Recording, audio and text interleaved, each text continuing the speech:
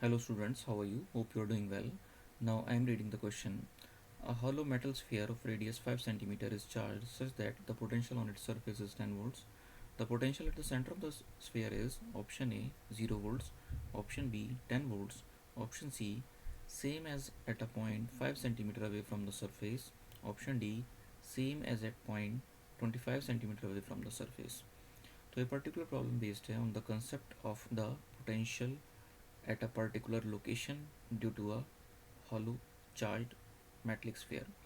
सो यहाँ पे एक पर्टिकुलर मेटलिक स्फीयर की बात की गई है जो कि हॉलो है और इसकी रेडियस गिवन है 5 सेंटीमीटर और ये बताया गया है कि इसके ऊपर जो पोटेंशियल है वो है 10 वोल्ट। हमें ये फैक्ट रिमेंबर करना चाहिए कि that the potential inside the particular hollow metal sphere remains same as that of the potential on the surface। यानी कि इस स्फीयर के अंदर, इस हॉलो मेटल स्फीयर के अंदर जो पोटेंशियल होगा थ्रू आउट सेम रहेगा जो कि उसकी सरफेस पे है। तो हम कह सकते हैं कि सेंटर पे भी इसकी वैल्यू 10 वोल्ट ही होगी, द पोटेंशियल रिमेन सेम। तो यहाँ पे हमारा आंसर 10 वोल्ट्स होगा।